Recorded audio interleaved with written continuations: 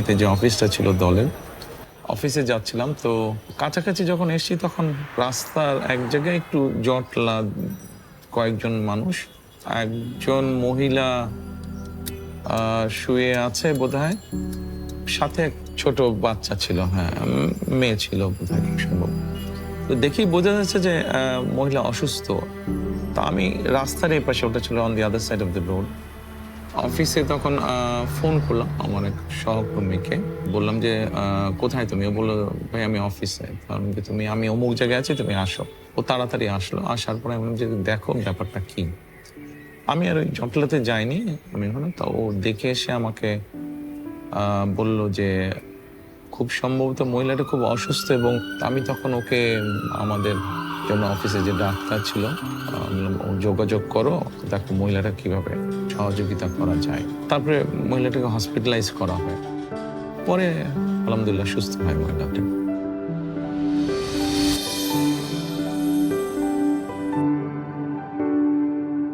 একটা কর্মসংস্থানের ব্যবস্থা মনে হয় করা হয়েছিল, যেখান থেকে মিনিমাম একটা তার ইনকাম হয়, যেখান থেকে সে মোটামুটি চলতে পারে।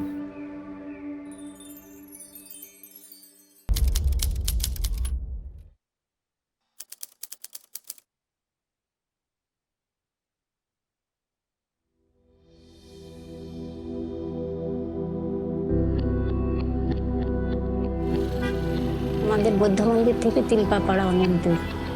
ওখানে যেয়ে কিছু মানে 1 ঘন্টার ভিতরেই উনি ওখান থেকে মনে করেন দগ্ধ অবস্থায় সমস্ত বিশ্ব রোড হয়ে আপনার বৌদ্ধ মন্দির এসেছে। আর সে নিজের গায়ের কাপড় চোপড় খুলে খুলে ফেলেছে। কত মানুষ রাস্তায় ছিল, কেউ বাঁচানোর চেষ্টা করেনি। তখন বৌদ্ধ মন্দিরে এসে আমাদের পরিচিত একটা দোকান, সেখানে ওনাকে বরফ টরফ দিয়ে, হরতাল ছিল, গাড়ি যাচ্ছে না। পরে আমার ভাইয়েরা জোর করে একটা গাড়ি নিয়ে নিজেরাই চালিয়ে নিয়ে গিয়েছে আপনার বাণী মিডে। পরের দিন আমি আমার আব্বুকে দেখতে যাই, তখন আমার আব্বু আমার দেখে কান্না করছিল, মানে বোঝাচ্ছিল যে তার গা ঝুলে পড়ে যাচ্ছে, হয়তো তার কষ্ট হচ্ছিল, সেটা বোঝাচ্ছিল। আমাদের 2 বোনকে মাথায় হাত দিয়ে ওগুলো মানে আমাদেরকে দেখছিল, দেখে উনি একা একাই কান্না করছে। আব্বুকে তো ওইভাবে কখনো দেখিনি, মানে পুরো শরীর ব্যান্ডেজ করা ছিল। হসপিটালে যেয়ে দেখার পরে আমার মাথা ঘুরে যায়, আমি হসপিটালে অজ্ঞান হয়ে যাই। আমি তো ওনার চিকিৎসা অধীন, আমি ওনার সঙ্গে ছিলাম 5 দিনের দিন। আমাকে বললো একটা কলা দাও, কলা খাই, পানি খাই বলে নিয়ে কলাটা যেই নিতে গেছি, টেস্ট ফিরেন দেখে চোখ উল্টাইয়ে ওই সময় জানটা বেরিয়ে গেল। আমার বাচ্চারা বাসায় ছিল। খবর আসলো, একজন আমাদের এলাকারই মামা হয় পরিচিত, এসে বলছে যে আমির হোসেন মারা গেছে। এটা শোনার পর মানে আমাদের 2 বোনের মাথায় কোনো কাজ করেনি। পরে আমি যে আর আব্বুকে দেখতে পাইনি, আমি দেখছি ওই যে ঢাকনাওয়ালা ট্রেসারগুলো আছে না, ওতে করে আব্বুকে নিয়ে যাচ্ছে। যখন লেখালেখি করে লাশের জন্য, আমি অনেক হাতে পায়ে ধরছি যে দেখেন আপনারা অন্তত পোস্টমর্টমটা করেন না।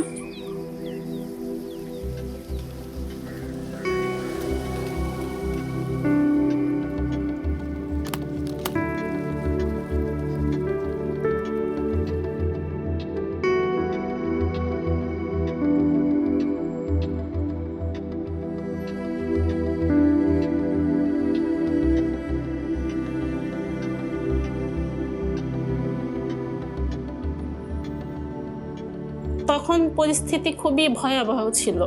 আম্মু তো সংসারের কিছু ওইভাবে জানতো না।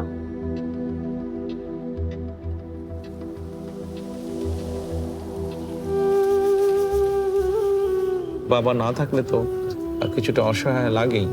আমিও ছোটবেলায় বাবা হারিয়েছি, কাজেই মাথার উপরে বাবার ছায়াটা না থাকলে তো অসহায় লাগে। সেটা ছেলে হোক মেয়ে হোক। হয়তো আমাদের সামাজিক ব্যবস্থায় মেয়েদের জন্য বিষয়টা একটু বেশি কষ্টকর। যখন তাদের এরকম ঘটনাটা ঘটে, তারপরে থ্রু ডক্টর আমান আমরা হেল্প করতাম ফ্যামিলিটাকে।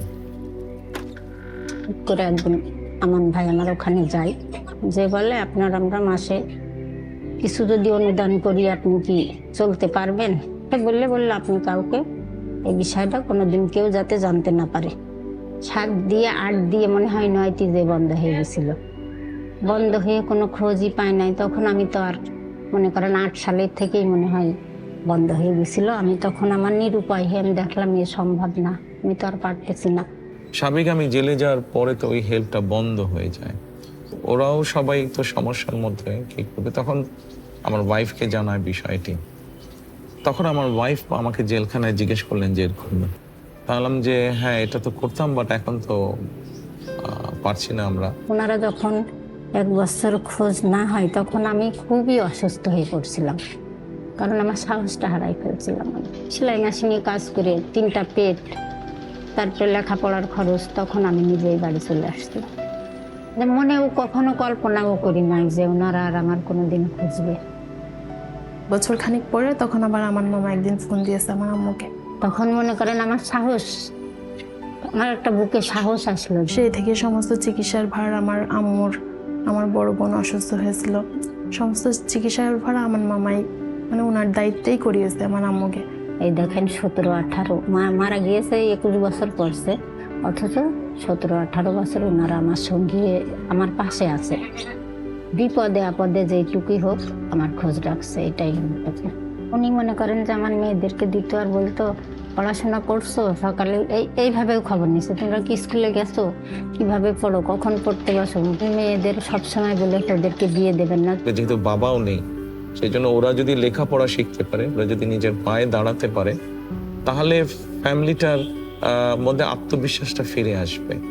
আমি সেই চিন্তা থেকেই বলেছিলাম যে বিয়ে তো করবি, সেটা 2 দিন আগে হোক পরে হোক।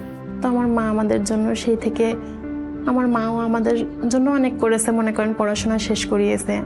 আমি তো তখন বুঝি নাই যে আমি এটা কোথা থেকে পাচ্ছি। আমি তো এতদিনও জানতাম না। এইবার ডাক্তার দেখাইতে যেয়ে এই মনে হয় বছর 2, তখন বললো যে আপনি যেহেতু নামাজ পড়া রোজাদার লোক, আপনাকে আমার কিছু বলার নেই, ওনার জন্য দোয়া করেন। ওনার আম্মা খুব অসুস্থ, উনি ফোন দিয়ে আমাকে ওটা বলে। তখন আমি বুঝতে পারি। আমার যখন কেউই ছিল না, তখন 2টা বাচ্চা নেমে অসহায় অবস্থা, ওনারাই আমার পাশে ছিল। ট্রিটমেন্টের থেকে শুরু করে সমস্ত লেখাপড়া, যা দায় দায়িত্ব, ওষুধপত্র নিয়ে এতদিন আমার সঙ্গে ছিল এবং এখনো আছে।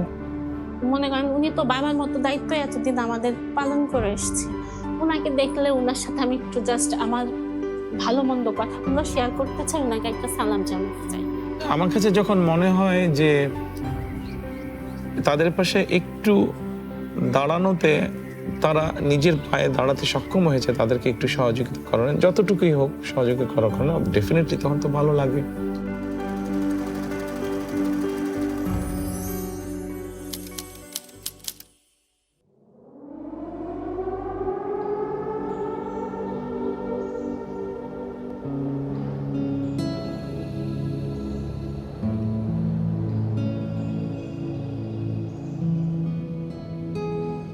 সময়টা ছিল শীতের সময়। জেলখানায় আমার সাথে একটা ছেলে থাকতো। ওই ছেলেটা আমাকে এমনি কথায় কথায় বলছে যে জেলখানায় এরকম অনেক মানুষ আছে, গরিব মানুষ আছে, বিশেষ করে বয়স্ক মানুষ। মহিলাদের ক্ষেত্রে এটা আছে বেশি, পুরুষদের ক্ষেত্রেও আছে। অনেকে এরকম আছে যাদেরকে কেউ দেখতে আসে না, যাদের কোনো ফ্যামিলি তেমন আসে না, গরম কাপড় নেই এদের। জেল থেকে যে কম্বল দেয় ওই কম্বলই আছে, কিন্তু ওই কম্বলটা সারাক্ষণ আপনি শরীরে রাখতে পারবেন না। তো সোয়েটার নেই বা শল নেই। তা আমি ওর কথাটা শুনলাম, শুনে আমি চুপচাপ থাকতাম। তার বলার কিছু নেই, আর করার তো অবশ্যই তখন কিছু নেই। তো পরবর্তীতে কোর্টে ডেট ছিল আমার, তার কয়েকদিন পরে কোর্টে ডেট ছিল। কোর্টে গেলাম আমি। কোর্টে যাবার পরে আমার এক সহকর্মী, ওর নাম রুমন, তো আমি কাছে ডাক দিয়ে ওকে বললাম যে এক কাজ করো, কিছু মহিলাদের শলটা হলে একটা সুবিধা হয় কি, আর যেটা চাদর সেটা রাত্রে ঘুমোতেও পারে, বা দিনের বেলায় সেটা শীত লাগলে সেটা গায়ে জড়িয়েও ধরতে পারে। কিন্তু কম্বল তো সবসময় আপনি ব্যবহার করতে পারবেন না, এক্সেপ্ট ঘুমানোর সময় ছাড়া। বললাম যে পুরুষদের জন্য কিছু সোয়েটার এবং মহিলাদের জন্য কিছু শল তুমি একটু আমাকে এনে দাও, জেল অথরিটি ওনাদের কাছে তুমি পৌঁছে দাও, আমি ওনাদের সাথে কথা বলবো। তখন জেলে ডিআইজি ছিলেন একজন, মেজর হায়দার। আমি রুমনকে বললাম যে তুমি ওনার কাছে পৌঁছে দিও, আমি ওনার সাথে কথা বলবো। পরে রুমন ওগুলা ওনার কাছে নিয়ে গেছিলো, তবে আমি তার আগেই, আমি যখন ফিরে আসলাম আবার জেলে নিয়ে আসলো আমাকে, তো ওনার সাথে ওই দিন কি পরের দিন বোধহয় আমার দেখা হলো। তখন আমি বললাম যে হায়দার সাহেব এরকম আমি শুনেছি এরকম, তা আমি কিছু এরকম গরম কাপড়ের ব্যবস্থা করছি, তো ওগুলা এসে পৌঁছলে আপনার কাছে দিবে, তা আপনি যদি একটু দেখে, আমি তো আর দিতে পারবো না, আপনি দেখে যদি সত্যি এরকম যারা নিডি তাদের কাছে যদি একটু এই জিনিসগুলো পৌঁছে দেন। তো পরে ওনারা দিয়েছিলেন, ওনারা পরে পৌঁছে দিয়েছিলেন।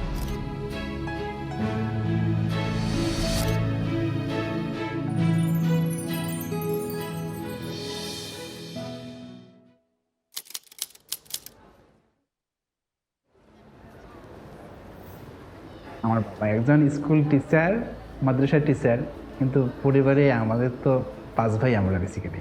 তো সেই সময় আমার বাবার জন্য এডুকেশন যে এক্সপেন্সটা সেটা ব্যয় করা বেশ কষ্টকর হচ্ছিল আর কি। আমার বাবা একজন কৃষক, আমার আরও 2টা বোন আছে, এর মধ্যে আমি মেডিকেলে চান্স পাই। আমার বাবা যেহেতু কৃষক, ওনার জন্যে এই 3 জনকে একসাথে এই যে এটার যে খরচটা এটা ক্যারি করা আসলে অনেক কঠিন ছিল। অন্যান্য ভাই যারা ছিল, যারা ভার্সিটিতে পড়তো, তাদের থেকে কিন্তু আমার খরচটা একটু বেশি ছিল। সেই সময়ে একটা প্রেশার নিয়ে, একটা টেনশন, বুঝছেন তা। অনেক ছেলে মেয়ে আসতো, meritorious result, very good, excellent result, কিন্তু মেডিকেল বা ইঞ্জিনিয়ারিং বা আর্কিটেকচার এই পড়াগুলো তো একটু এক্সপেন্সিভ, বেচারারা এফোর্ড করতে পারতো না। আমার প্রতিদিনের টেনশন হইতো যে আসলে কি মানে এইভাবে কি লেখাপড়া কন্টিনিউ করা সম্ভব। যখন আমি ফার্স্ট ইয়ার থাকি তখন তো আমি টিউশনি খুঁজতেছিলাম, তো শুরুর দিকে ওইভাবে কোনো টিউশনি পাওয়া যাচ্ছিল না। যে কোনো কারণে হোক, আমার স্ত্রী যেহেতু একজন ডাক্তার, সে কারণে হয়তো নিজের অজান্তেই হয়তো মেডিকেলের বিষয়টা চলে এসছে আমার সামনে। এই সময় আমার পাশে বিটু ভাই, এই ওনারা আমাদের সঙ্গে কমিউনিকেট করলেন আর কি, করলেন যে ওরা প্ল্যান করলেন, যে বললেন যে আমরা তো তোমার রেজাল্ট দেখেছি, তোমার সম্পর্কে শুনেছি, আমরা তোমাকে একটা স্কলারশিপ দেওয়ার জন্য সিলেক্ট করেছি। কিছু ক্রাইটেরিয়া ছিল আমাদের, রেজাল্টটা দেখবো আমরা, এবং তার মানে ফাইন্যান্সিয়াল ব্যাকগ্রাউন্ডটা সত্যি ডিজার্ভ করে কিনা, কারণ আমাদের তো রিসোর্স অল্প রিসোর্সের মধ্যে যেহেতু আমরা দিব, তো সেই জন্য আসলে সে ডিজার্ভ করে কিনা সেই সাপোর্টটা, তো ওটা আমরা চেক করতাম ভালো করে। এবং আমার পুরো ফ্যামিলিতে কোনো ডাক্তার নেই, আমাদের ফ্যামিলিতে কোনো ডাক্তার নেই বেসিক্যালি। তো আমি কিন্তু ফার্স্ট ডক্টর, তারা চাইতেন যে তার একটা ছেলে ডাক্তার হবে, আর আমিও বেসিক্যালি এটা আমি চাইতাম যে আমিও ডাক্তার হব। তো এই সময় যখন এই হেল্পটা যখন চলে আসলো, তো বাবার জন্য একটা মানে গ্রেট একটা রিলিফ হয়েছিল আর কি, অনেক বড় একটা রিলিফ হয়েছিল আর কি। পুরো মানে ফার্স্ট ইয়ার থেকে শুরু করে একদম ইয়ার পর্যন্ত, ফাইনাল ইয়ার পর্যন্ত, যতদিন আমি ইন্টার্নিতে না যাচ্ছি এবং ইন্টার্নের ভিতর না পাচ্ছি, এই সময়টা পর্যন্ত ওরা কিন্তু আমাকে ফুলি একটা ফাইন্যান্সিয়াল সাপোর্ট আমাকে দিয়েছে। তারা শুধু মানে ফিনান্সিয়াল সাপোর্ট দিয়েছেন ব্যাপারটা এরকম না, মাঝে মাঝেই আমার মানে পড়াশোনা কীরকম হচ্ছে, আমার রেজাল্ট কীরকম হচ্ছে, আমি কি প্রোগ্রেস করছি কি না, বা অন্য আনুষঙ্গিক কোনো প্রবলেম আছে কি না, আমাদের আর কী ধরনের সহযোগিতা প্রয়োজন, এগুলো সব কিছুই খোঁজখবর নিতেন। এখন বড় হয়ে গেছে, এখন ফুল ফ্লেজের ডাক্তার হয়েছে অনেকে, বিসিএস পরীক্ষাও মনে হয় দিয়েছে, কেউ বিসিএস পরীক্ষা দিয়েও আপনার মেডিকেলে জয়েন করেছে। তো আমাদের এই স্কলারশিপটা যে জনাব তারেক রহমান স্যার দিয়েছেন, মানে এটা কখনোই আমাদেরকে মানে ইনফর্ম ওইভাবে করা হয়নি। তখন আমি যেটা করছিলাম যে আসলে ফান্ডিং করা হচ্ছে, ডিটেলসটা আমাকে একটু বলা যাবে? তো ডিটেলস করে না, আপনাকে এটা স্কলারশিপ দেওয়া হচ্ছে, এখন ডিটেলস এত কিছু বলা যাবে না, আপনি নিতে থাকেন, আমরা আপনার সঙ্গে কমিউনিকেট করবো। এখন হয়তো কেউ কিছু হয়তো বা জেনেছে, বাট মোস্টলি জানে না। সব মিলে এটা আসলে একটা মানে মানুষের পাশে দাঁড়ানোর অসাধারণ একটা দৃষ্টান্ত। আজকে আমি মানুষকে সেবা করতে পারতেছি, এইটা সম্ভবই হইতো না যদি আমি ওই সময় আমার জার্নিটা কমপ্লিট করতে না পারতাম। একজন ডক্টরকে ডক্টর বানানো শুধু একটা মানুষকে উপকার করা না, এটা হাজার মানুষের উপকার করা। আপনি যখন একটা লক্ষ্য বা উদ্দেশ্য নিয়ে, ঠিক আছে, আপনি যখন একজনের পাশে দাঁড়াচ্ছেন আপনার যতটুকু সম্ভব আপনার পক্ষে, এবং যখন দেখছেন যে আপনি যে উদ্দেশ্যে দাঁড়িয়েছেন এবং ওই মানুষটা তার লক্ষ্যে পৌঁছেছে, এটাতে ডেফিনেটলি আপনি ভালো ফিল করেন।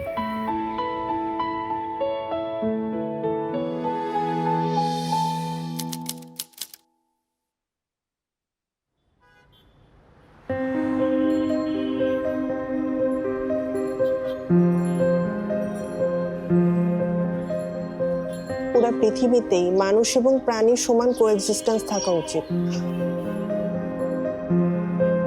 প্রতিটা প্রাণী কিন্তু সৃষ্টি করা হচ্ছে কোনো একটা পারপাস সহ, পারপাস ছাড়া কিন্তু কোনো কিছু সৃষ্টি করা হয়নি। ওরা তো বলতেও পারে না যে আমার খিদা লাগছে বা আমার এই জায়গাটায় ব্যথা, তাহলে ওদের প্রতি আমাদের রেসপন্সিবিলিটিটা আরো অনেক বেশি হওয়ার কথা না?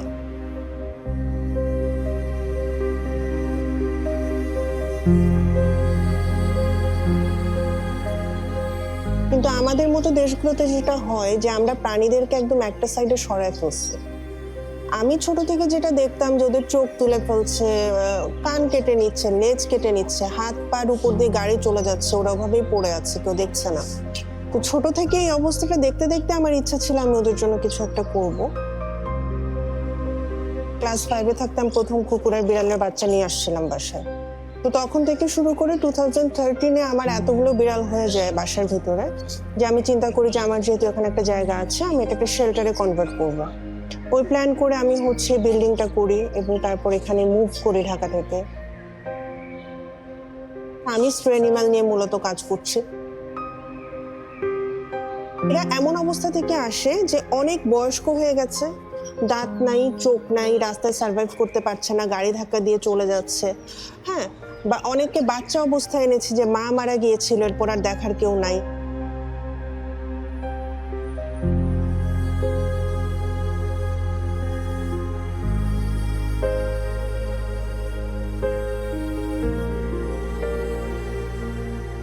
আমাদের এখানে অনেকগুলো আছে চোখে দেখতে পায় না, ওরা একটু এদিকে ওদিকে ঘুমায় থাকে, খুব একটা মুভ করে না। আর হাফ প্যারালাইজড অনেকগুলো আছে যারা ঠিক মতো হাঁটতে পারে না। তোরা রাস্তায় খাবার পাবে কিভাবে আর খাবে কিভাবে, যেখানে সুস্থ কুকুরে সার্ভাইভ করে না।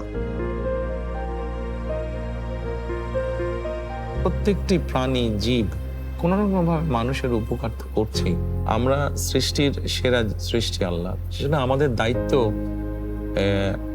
এই যে কোনো জীব প্রাণীর প্রতি যত্নশীল হওয়া। সোশ্যাল মিডিয়া অথবা কোনো বাংলাদেশি টিভি চ্যানেলে খুব সম্ভব দেখেছিলাম কোনো একটা প্রোগ্রামে যে ও বেশ স্ট্রাগল করছিল, মানে যেহেতু এই ধরনের স্ট্রে ক্যাট বা ডগকে নিয়ে এসে বিশেষ করে যারা ইনজুরিও হেল্প করে, কিন্তু ওরকম সহযোগিতা বোধহয় পাচ্ছে না। তখন আমি ঢাকায় আমার এক সহকর্মী বললাম যে একটু যাও তো, তুমি দেখে আসো তো কি বিষয়টা কতটুকু ঠিক বেঠিক বা সঠিক। 2018-এর দিকে মেহেদি ভাই আমাদের সাথে প্রথম যোগাযোগ করেন over the phone. And to be honest, আমি তখনও জানতাম না যে উনি আসলে কে বা কার পক্ষ থেকে উনি ডোনেশনটা দিচ্ছেন। উনি এখানে আসছেন, শেল্টার উনি ভিজিট করে যান। ও দেখে এসে আমাকে পরে রিপোর্ট করলো। তো তখন আমি এবং আমার মেয়ে আলোচনা করে আমরা সিদ্ধান্ত নিলাম যে ঠিক আছে, আমাদের পক্ষে তখন যতটুকু সম্ভব ছিল ওর কুকুর বিড়ালের আমরা যেটা করেছিলাম যে খাবারের কষ্টটা বেশি হয়, তো খাবারের ব্যাপারে যতটুকু সহযোগিতা করা যায়, তাহলে মাসিক ভিত্তিতে আমরা ওকে বললাম ঠিক আছে। পরে আমি আমার যে সহকর্মীকে পাঠিয়েছিলাম ওকে আবার বললাম যে তুমি গিয়ে বলো যে আমরা খাবারের ব্যাপারে এই পরিমাণ আমরা সহযোগিতা করতে চাই, যদি ওরা এগ্রি করে তাহলে আমরা স্টার্ট করবো এটা। তো তখন তারপরে আমরা তাকে এখন পর্যন্ত আমরা চেষ্টা করছি কন্টিনিউ করতে।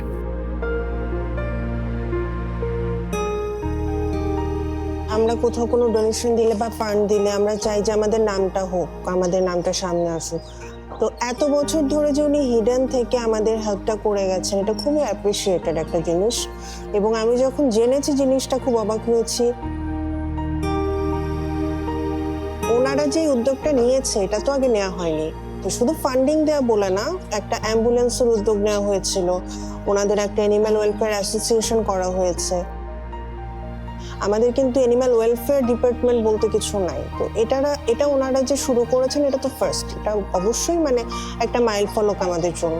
অন্তত একটা জীব হিসাবে যদি আমরা কিছুটা হলেও সহানুভূতিশীল হই এই সৃষ্টিগুলোর প্রতি, শুধু জীবজন্তু কেন, গাছপালা, আমাদের আশেপাশে যে গাছ আছে গাছপালা সবকিছুর প্রতি, তাহলে আমরা যেরকম একটা সুন্দর পরিবেশ, সুন্দর সমাজ, সুন্দর রাষ্ট্র সবকিছুই একটু হলেও সুন্দর করে গড়ে তুলতে পারবো। তো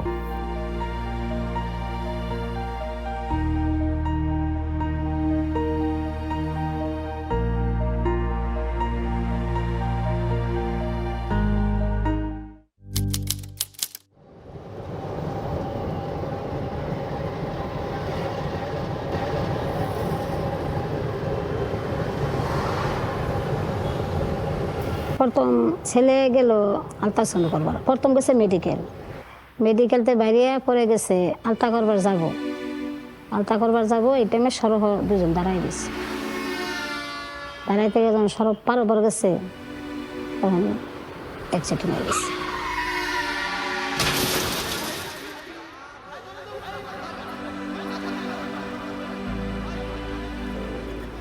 দৌড় করে গিয়ে দিয়ে একটা সিএনসি খারাপ সিএনসি ওটা খারাপ করে টান দেয় উঠে পড়লাম,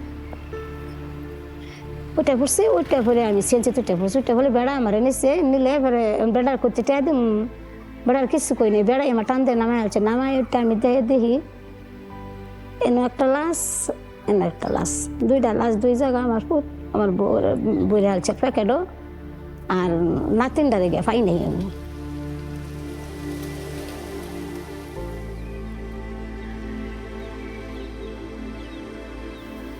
আবুর মাথা এখানে ছিল না, সব মাথাটা ছিলান ছিল, মাথা এলে গেছে, আব্বার মুখ দেখা গেছিল না, আব্বারে চিনা গেছিল না।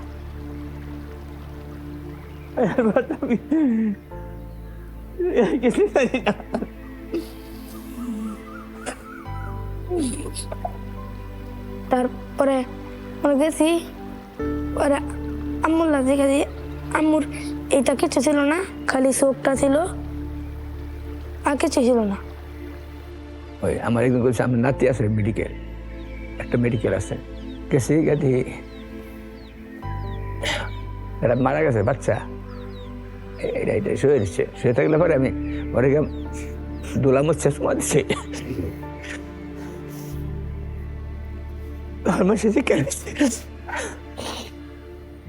মারা গেছিল সঞ্জিদা, 3 বছর বয়স, 5 বছর হয়। ডাক্তার করে আমরা নাতি আরেকটা আছে, এটা তো মারা গেছে, এবার নাতি আরেকটা পরে ওই গেছি গা দিয়ে নাতি আমার কুলো দিচ্ছে, পরে ডানা হয়ে গেছে মেডিকেল ফটো চালাইয়া। ফাতেমা তার মা বাবার মুখ সে দেখে নাই, আমরা দেখতে পারছি, সে দেখতে পারে না।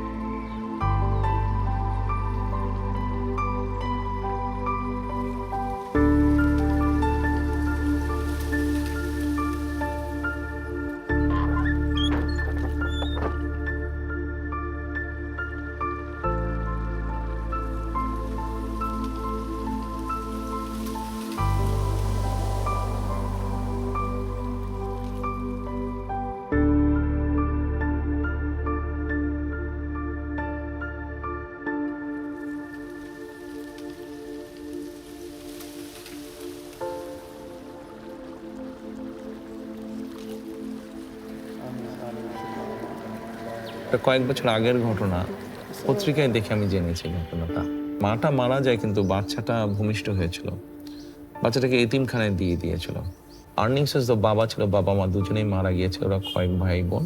দাদা দাদির সাথে খুব সম্ভব থাকে এবং দাদা বা দাদির বোধহয় একজন প্যারালাইজ বোধহয়। আমরা তো এমনি অসুস্থ মানুষ, এরপরে আমি কাম কাজ করতাম আগে, তখন তোর করার হয় না, করলে অসুস্থ হয়ে যাই, এরকম বড় বড় কাম করছি, তখন কুট মারার পরে তো আর আস্তে আস্তে এমনি অসুস্থ হয়ে গেছি। তখন আমি চিন্তা করে দেখলাম যে ওদেরকে যদি আমরা অর্থনৈতিক সহযোগিতা দিই, এমনও হতে পারে যে আশেপাশে হয়তো এমন মানুষ থাকতে পারে যারা কোনোভাবে তাদেরকে এক্সপ্লয়েট করে হয়তো অর্থনৈতিক সুবিধাটা সরিয়ে ফেলতে পারে। মানে দিচ্ছি আমরা তাদেরকে সহযোগিতা করার জন্য, কিন্তু হয়তো তারা বেনিফিটটা পাচ্ছে না, কেউ হয়তো সেখান থেকে সেটা সরিয়ে দিবে। তখন আমি ডিসাইড করলাম যে let us do something different. আমি বললাম যে ওদের সাথে বসো, কথা বলো, এসেনশিয়াল ফুড আইটেম কি পরিমাণ লাগে ফ্যামিলির এই কয়জনের মাসে। তখন মোটামুটি একটা এস্টিমেট করা হলো যে এই অ্যামাউন্ট চাল বা ডাল বা তেল বা চিনি বা নুন এগুলো লাগে। তখন আমি বললাম যে ঠিক আছে, তাহলে এখন থেকে আমরা তাদেরকে এই এসেনশিয়াল ফুড আইটেমের সাপোর্টটা দেবো। হয়তো আল্লাহ রহম করছে, আমার উপায় আছেন, ভিক্ষা ছাড়া উপায় আছেন, আমার তো কিছু করার নাই। তো আলহামদুলিল্লাহ এখনো আমরা কন্টিনিউ করছি, আজকে বেশ কয়েক বছর হয়ে গেল, বাচ্চাগুলো বড় হয়েছে। মাঝে মাঝে আমি ছবিতে দেখি ওদেরকে, আমি বলি যে ছবি পাঠাও আমাকে, ছবি দেখবো আমি, তোমরা যে দিচ্ছ জিনিসগুলো I want to see that. ওটা দিয়ে আমরা যখন আল্লাহর রহমতে আমরা চলতেছি, দেখা চলে যাবে ভাই, 1 মাস চালাইতেছে। আর রাইতে চুরি হয়ে রাইতে 10টা 11টা বাজে খাউন দিয়ে আইছি।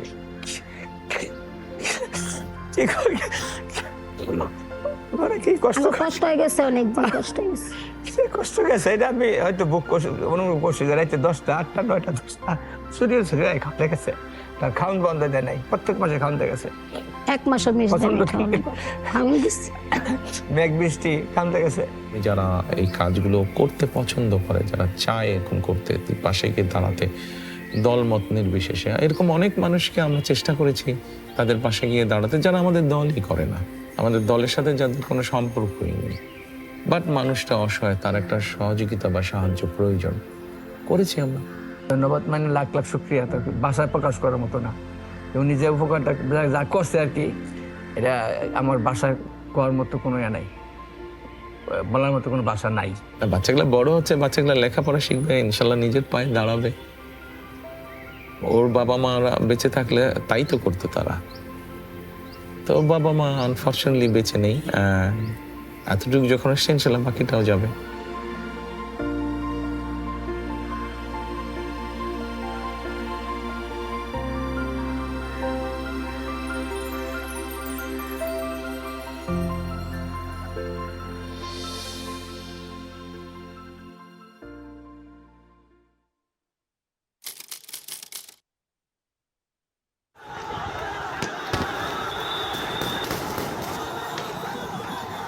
পাঁচ তারিখে আমার ছোট বোন আম্মার বাসায় গেছে, তখন আমরা রাজকোনাতেই থাকি।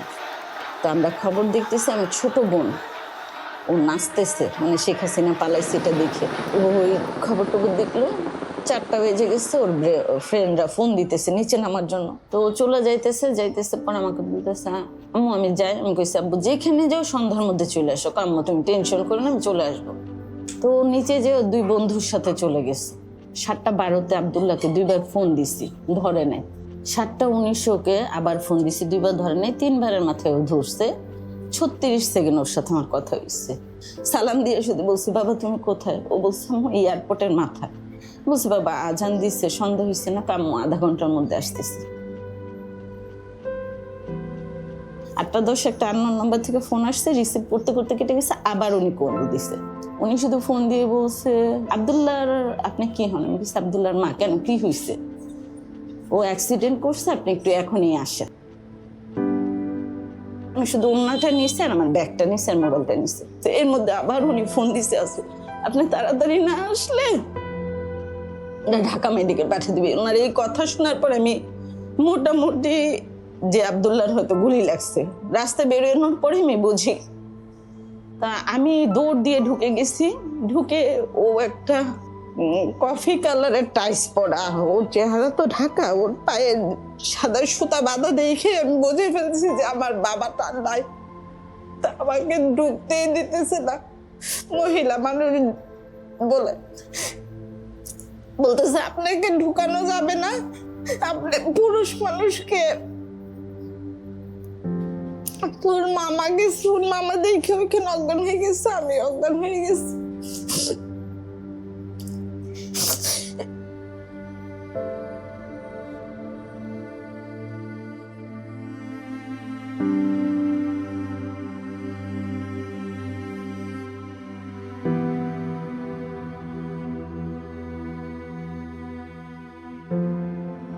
আব্দুল্লাহ হসপিটালে যাওয়ার পর শুধু 3-4 বার বলছে আমি বাঁচবো না, আমার আম্মাকে ফোন দেন, আমার আম্মু আসলে আমি ঠিক হয়ে যাবে, এবং ও আমার নাম্বারটাই দিছে। আব্দুল্লাহ মারা গেছে 5 তারিখে। আমি 8 তারিখ থেকে হসপিটালে ভর্তি জিসানকে নিয়ে। 19 তারিখে ধরা পড়ছে ওর ক্যান্সার, কোলন ক্যান্সার 3rd স্টেজে। তো একটা মার জন্য এরপরে শোনার কি বাকি থাকে? যতটুকু মনে পড়ছে এই ঘটনাটা আমি সোশ্যাল মিডিয়ার মাধ্যমে জানতে পারি। জানার পরে আমি আমাদের বিএনপি পরিবারের আহ্বায়ক রুমন বহু বছর, গত 20-25 বছর ধরে রুমন আমার এই কাজগুলোতে আমাকে সহযোগিতা করে। আমি রুমনকে তখন বললাম যে আচ্ছা এটা দেখলাম, তুমি একটু যাও তো, দেখো কি ব্যাপার, গিয়ে দেখে সবকিছু জেনে শুনে আমাকে জানাও। তো দেন রুমন ওখানে যায়, মায়ের সাথে কথা বলে। অসম্ভব অসহায়ত্বের একটা ঘটনা সেদিন আমি জানলাম। আব্দুল্লাহ মারা যাওয়ার 14 দিন পর থেকে যুদ্ধ শুরু হয়েছে। আমি ছেলের জন্য কান্না করবো না, এই ছেলেকে নিয়ে হসপিটাল দৌড়াবো। ওর ট্রিটমেন্ট চলমান অবস্থায় তার বাবা স্ট্রোক করে মারা গেছে।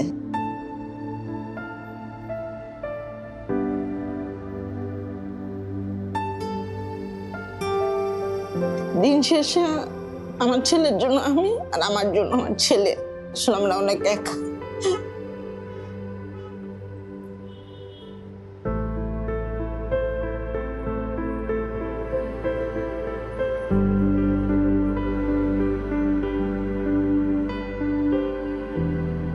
ভদ্রমহিলা বিভিন্ন জায়গায় বোধহয় গিয়েছিলেন, খুব সম্ভবত সেভাবে সহযোগিতা পাননি। তারপরে আমি তখন রুমুলকে বললাম যে ঠিক আছে। তো ও বলল যে ভাইয়া এটা বেশ সময় এবং খরচ লাগবে এই ট্রিটমেন্টটাতে। তো আমি জিজ্ঞেস করলাম কেমন খরচ লাগবে, যেই খরচটা লাগবে একটু অ্যামাউন্টটা একটু বড়। বললাম যে ঠিক আছে, আল্লাহর নাম নিয়ে বিসমিল্লাহ বলে চলো আমরা শুরু করি, যতটুকু পারি আমরা এগোবো, আমরা আমাদের চেষ্টাটা করি, বাকি আল্লাহর ইচ্ছা। ওর এক একটা কেমো 49,000 টাকা করে পড়ছে। 3টা কেমোর পর থেকে প্রত্যেকটা কেমোর টাকা আমরা বিএমপির পরিবারের পক্ষ থেকে পাইছি। উপর আল্লাহর পরে যদি কেউ আমাকে সাহায্য করে দেখে আমরা বিএমপির পরিবার করছি, কারণ আমার দ্বারা সম্ভব ছিল না এই ট্রিটমেন্টটা করার। ওর 2টা অপারেশন আমি বাইরে করাইছি, বাইরে ডাক্তার দিয়ে, সিএমএইচ এর ডাক্তার দিয়ে বাইরে করাইছি, কারণ অনেক টাকা লাগছে। এই 2টা সার্জারির টাকাও সম্পূর্ণ আমরা বিএমপির পরিবার দিচ্ছি। তারেক রহমান নিজে ফোন করে জিসানের খবর নিচ্ছে আমাকে, ওনাদের গুলশান অফিসে ডাকায়া উনি আমার সাথে, আমার ছোট ভাইয়ের সাথে কথা বলছে জিসানের জন্য যা লাগে আমি করব, আমি যতটুকু পারি, আপনি শুধু শক্ত থাকুন।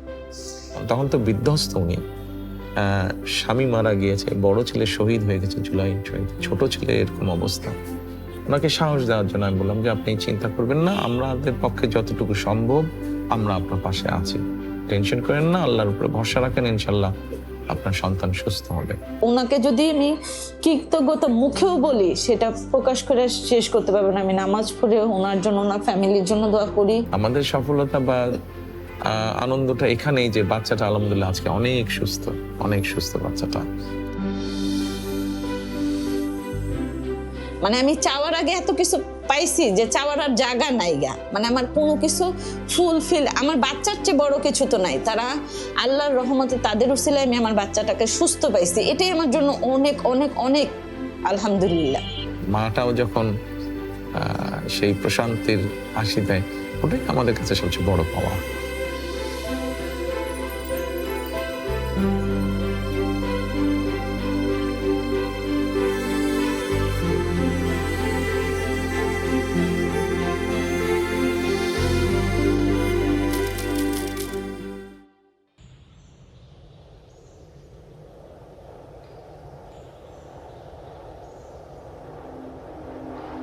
তিনটে বোন আমরা, আমাদের ভাই নেই। বোনেরা বাপ থেকে মামা বাড়ি থেকে বিয়ে হয়েছিলেন, তারা বিকে যাচ্ছিল। যখন বাচ্চা হয়েছে তখনই এর বাপ যশোর যেতে, তখন আর বাপের কাছে জিজ্ঞেস করিলাম, যে বাপ কোথায়, তখন বলছে যে যশোরে থাকে। এই দেখার পরে আর হসপিটালও দেখতে গেছিল, দেখছি বই দেখে তো ও সফরে চলে গেছে। তখন ছেড়ে দিয়েছে, তখনই বলেছে। ওখানে 8 মাস ছিলাম শ্বশুর বাড়ি, তারপরে মামা বাড়ি পাঠাই দিয়েছিল। মামা বাড়ি থেকে তাই কয়েক মাস থাকার পরে তাই কাবার দিয়ে দিয়েছিল। এটুকুই চাইছিলাম যে আমার বাচ্চা যাতে তার বাপের পিতৃ পরিচয় চাই পাই, যাতে দাদা বাড়ি যাতায়াত করতে পারে। শুধু আমার কাছে থাকবে না, তার দাদা বাড়িরও তো দরকার আছে, দাদা বাড়ি যাতায়াত করবে, দাদা বাড়ি যাবে তারা। এখনো বাপের এই দিকতেও কষ্টেই আছে, কারণ আমার কাছে অনেক সময় বলে, এটা ভাই আমি বলতে পারি না, যখন আমার বাচ্চা জিজ্ঞেস করে সবার আব্বু আছে, সবাই বলে ওঠে আমার বাচ্চার অনেক পেরেন্ট, মানে কথা বলে বড় মানুষের মতো ইয়ে বলতে গেলে আমার আমি বলতে পারি না, যে অনেক অনেক প্রশ্ন করে। যখন সবাই আমার ওই স্বাস্থ্য ভাইরা আছে, বাচ্চারা সবাই মা আব্বু বলে কোলে ওঠে, তখন আমার বাচ্চাও অনেক সময় ভুল কেমনে মামাকে বাপ বলে ডেকে ফেলে, বুঝছেন।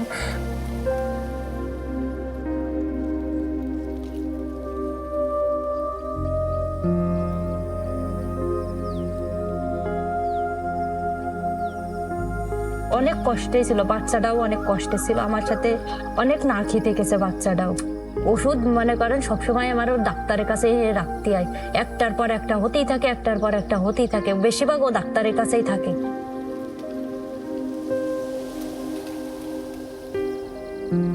আমাদের থাকার ঘরও ছিল না, যে বাচ্চাটা নিয়ে থাকবো আমাদের থাকারও ঘর ছিল না। এইখানে একটা ভাঙ্গাচোরা একটা টালির ঘর ছিল, মানে মনে অবস্থা যে রাত থাকার মতো না। দিনের বেলা হয়তো বেড়ালাম চালালাম, রাত্রে আমরা থাকতে পারতাম না। পত্রিকা বা সোশ্যাল মিডিয়ার মাধ্যমে আমি জেনেছি। তারপরে আমি আমার অভ্যাস মতো আমার টিমকে আমি বলেছি, আচ্ছা এই বিষয়টা কি, একটু তোমরা আগে নিজেদের মতন করে জানো। তারপরে ওরা যায়, জানে, এবং তারপরে আমাদের অবস্থান থেকে যেটা মনে হয়েছে, যতটুকু মনে হয়েছে করা সম্ভব বা করতে পারবো আমরা সেভাবে চেষ্টা করেছি তাদের পাশে দাঁড়ানোর জন্য। তার এসে আমাকে বললেন আমার বাচ্চার পাশে সুবিধা অসুবিধার জন্য পাশে থাকবে, লেখাপড়ার খরচ দিবে, আবার বলেছে তোমাকে একটা থাকার স্থান করে দেওয়া হবে ঘর। তা আমার ওই যে দেখতে পাচ্ছেন আপনারা, এই ঘরটা তিনি করে দিয়েছেন আলহামদুলিল্লাহ। এই আমার বাচ্চা নিয়ে ওই ঘরে আমি থাকতে পারবো। আর তিনি বলেছেন যে লেখাপড়ার খরচ নিব, দায়িত্ব তিনি পাশে থাকবে। একটি স্বাভাবিক বাচ্চার ভবিষ্যৎ যেমন হওয়া উচিত, ওই বাচ্চাটার ভবিষ্যৎও চেষ্টা করব আমরা সেভাবেই গড়ে তুলতে। বাচ্চাটা এখন ছোট আছে, কয়েকদিন পর একটু বড় হবে, যখন স্কুলে যাওয়ার বয়স হবে ও স্কুলে যাবে ইনশাল্লাহ, শিক্ষা গ্রহণ করবে। এক সময় তার যেই যোগ্যতা আছে, মেধা আছে, সেটার ভিত্তিতে সেইভাবে সে এগিয়ে যাবে। হ্যাঁ, তারেক রহমান তিনি মানে আমাদের কষ্ট বুঝেছেন, যে তিনি একটা আসলে আমার কাছে মনে হয় তিনি একটা মহান মানুষ, যে আমাদের পাশে দাঁড়াইছেন, যে গরিবের পাশে দাঁড়াইছেন। তার শুভাকাঙ্ক্ষী হিসাবে আমরা যারা আছি, আমরা যতটুকু পারি তাকে সহযোগিতা নিয়ে তার পাশে দাঁড়াবো, তার সাথে থাকবো।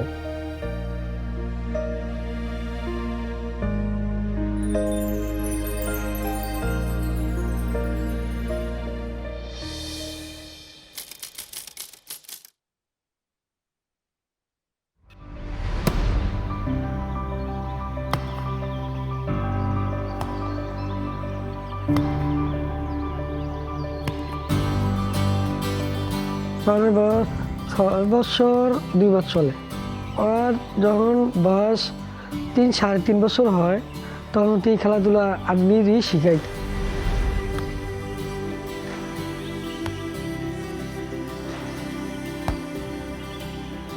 সর্বপ্রথম আমার শ্বশুরে একটা বল দিয়েছিল প্লাস্টিকের, মানে তাই সে ছোট ছিল, একটা হাঁটা শিখছে, ওই সময় একটা প্লাস্টিকের বল এনে দিয়েছিল।